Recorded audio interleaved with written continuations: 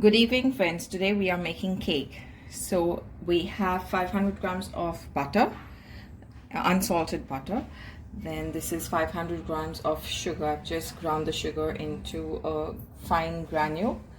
Then I have 500 grams of self-raising flour, and I've taken 8 eggs, 6 tablespoons of milk, and this is going to be 1 teaspoon of vanilla extract. So this is the vanilla extract that I am using. It's a vanilla essence.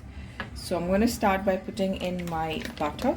So the butter is not very squishy. It's at room temperature. When I put the butter in, it's just staying in there. It's not sticking and getting to my hand. So that's the kind of butter you need. And I'm going to add my sugar along with that, and I will let it mix in my mixer for 5 minutes. So in the butter I add my sugar, and I'm going to put this onto my mixer and start my mixer for 5 minutes. I have my timer set up here. I will just start the timer on.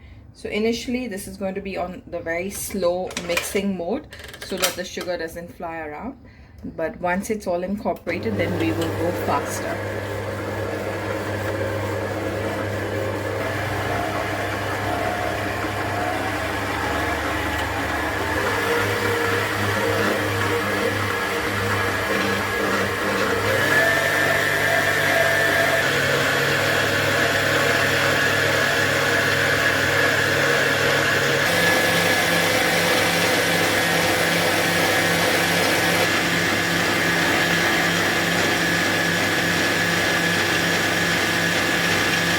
5 minutes.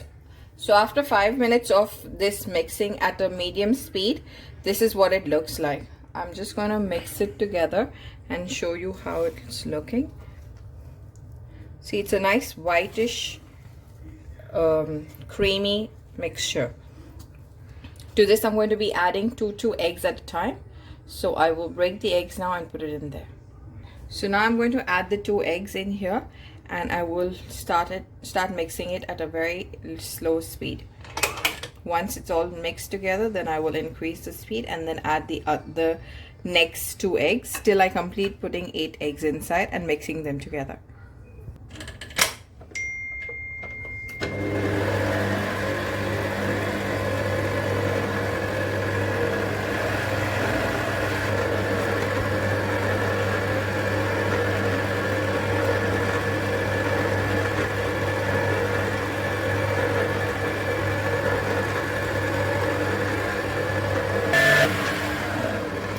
Now that my eggs have incorporated into this mixture, I am going to add self-raising flour. This is 500 grams of self-raising flour. In case you do not have self-raising flour, you can always use all-purpose flour. The difference on that is your cake might just be a little more stiffer, and self-raising flour gives it that extra lift. So that's the reason why I prefer using self-raising flour. So now I've added all of the rest of the flour, and now I'm starting my machine at a very slow speed. Once it's all incorporated and it's not flying anymore, then you can turn it on to a medium speed and let this mix for another minute or 2.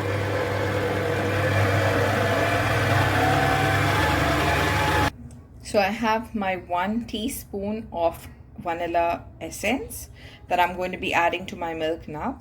And this is how my mixture is. So I'm going to just add this milk and vanilla extract to the mixture and mix it again. Add it. So I have just added this milk and vanilla extract in.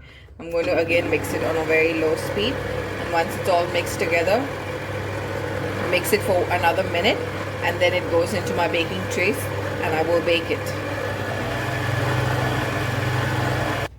So now my batter is ready, and I'm going to be pouring the batter into my trays.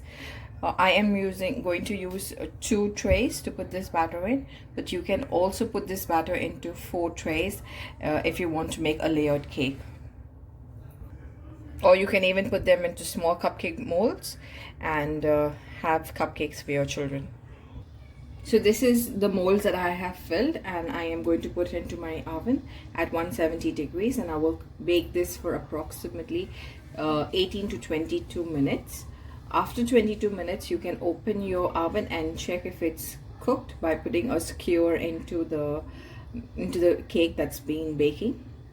If it doesn't cook at that point in time, then you can cook it for 2 minutes at a time, and you can open the oven and check after 2 minutes. But till I'd say 22 minutes, do not open the oven, because you're just going to bring the temperature down from the oven, and your cake is not going to be the perfect cake that you are looking for.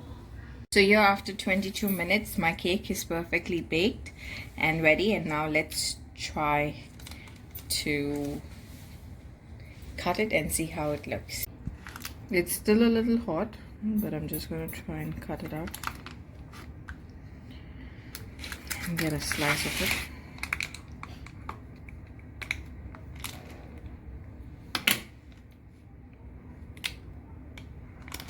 It's perfectly baked with a nice soft fluffy texture, and I'm sure it's delicious.